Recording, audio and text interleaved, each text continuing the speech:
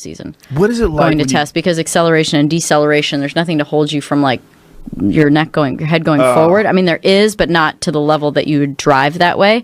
There's just a device that is in case you're in an accident, but it still moves. So, holding your neck forward and backwards is a lot more sore than side to side just because you have a headrest.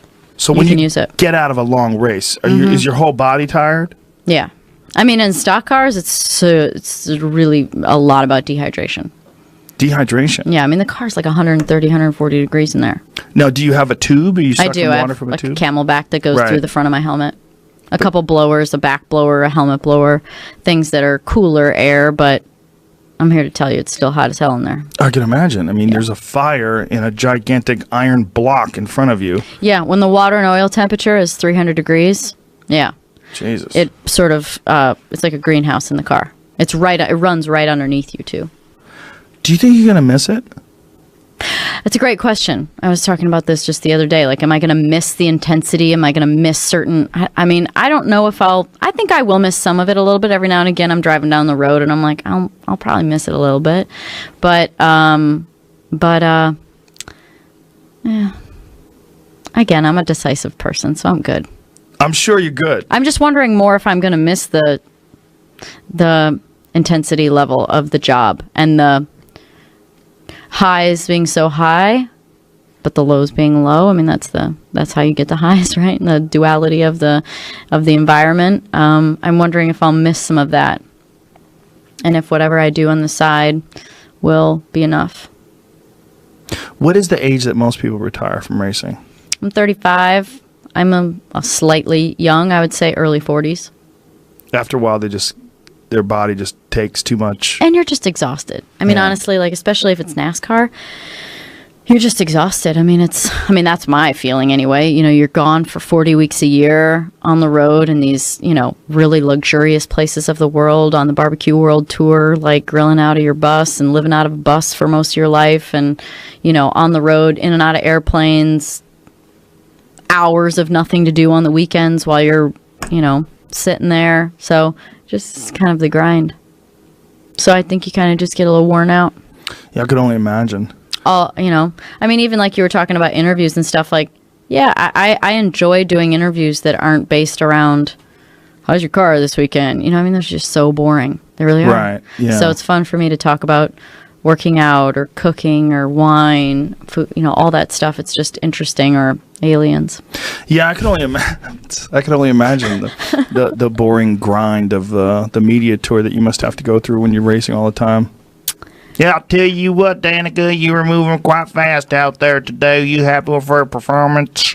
I was watching the old South Park episode. They had a bunch of NASCAR drivers on South Park, and it was when Cartman was trying to be poor and stupid so he could race NASCAR, and he was sponsored by Vagisil, and he ate a ton of Vagisil to make him as stupid as he could, and he realized that the more stupid he got, the more money he spent, the more in debt he got, and that's how you got poor. So he just bought like jet skis and just... I think he says at one point in time, Danica, you're not half as poor and stupid as I am. Oh, that's right. You were in it. Yeah, I was in it. Did you use your own voice? No. South Park just does all their own stuff. I was on The Simpsons that year, too, and I did my voiceover for that. But for South Park, no. Did you love it? I was awesome. I mean, I don't care what they say. If you're on a show, it's flattering, right? To make TV in a different capacity means you're being noticed. Well, especially South Park. I mean, I think that's the funniest show that's ever existed. Yeah. Especially like all time. If you look at all the episodes they've done, I mean, it doesn't even make sense how creative they are. That's what I was thinking, is how they're just insightful, ahead of things a lot, and definitely clever, like with the delivery of it. Yeah, they're wizards. Yeah. Yeah, it's completely bizarre. What kind of car do you drive in regular life? Please don't say like a Prius. No. That would bump me. Like if you're like, I just drive a The other Tesla. day I was throwing some things into the recycling bin, and I'm like, I'm just trying to do my part, because let's face it, I burn fuel for a living. Yeah, right? Think about it. Talk in terms of how much fossil fuel. I wonder if you could see like a chart, how much fossil fuel the average person burns. Oh, I would not be doing well on that. That would not be, I would not do well with the tree huggers or vegans of the world, all the people loving animals like me. I'm all those people. I love the forest. I try and eat vegetables most of the time, things like that. But yeah, I also don't do my part when it comes to my job. What kind of car do you drive? So I've had cars for years through the manufacturer. So this past year we were sponsored by Ford. So I had a Ford Expedition EL. I didn't know what EL meant. It means extra long. Oh, so you got extra space in the back. Yeah, it was. Yeah. Why don't they hook you up with a Mustang Shelby? Well, that's not very practical. GT350s. Yeah, I don't think we weren't even allowed to customize the wheels on that thing. So what? Yeah, it was bare bones. Because that was part of the contract. They want you to drive. You're allowed. You get a car, but you can't get anything dressed up. So. Why didn't they hook you up with a Raptor? Something fun. I could have had a Raptor, I guess. But why didn't you get it? Maybe like trucks aren't really me. Whatever.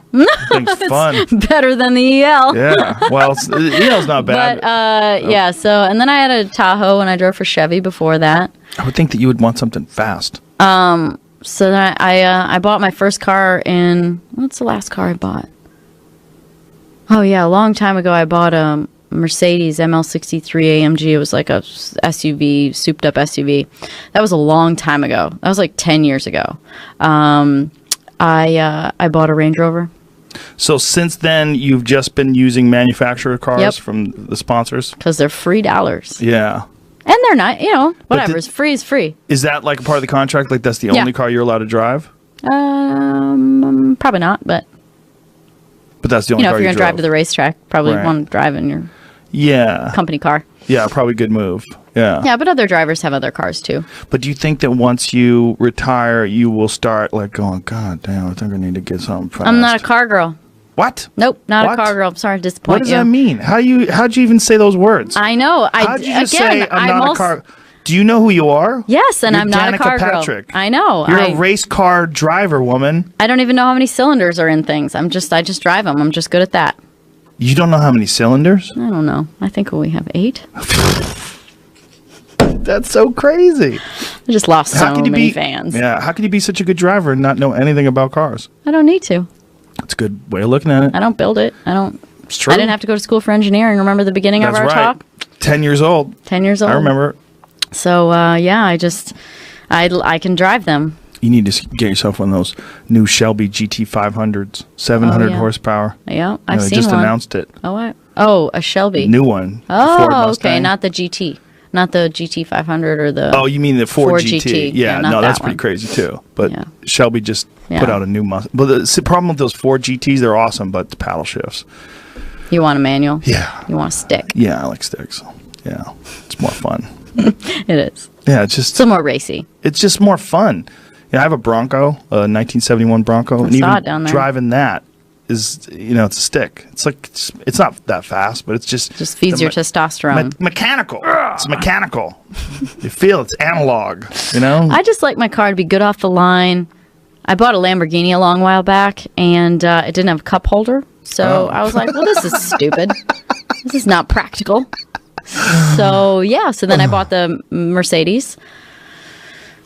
And that had a cup holder. That had a couple cup holders, yep. So it was good. But then, technology evolved and it didn't have Bluetooth to play my music. So I was like, well, I'm going to have to get rid of this.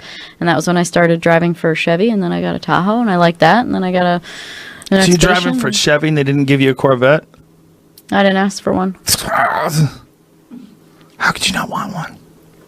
You were driving for Chevy. I needed a practical car. If I wanted a Corvette, I could buy one. Oh, okay. I know you could, but I would say, come on, hook it up.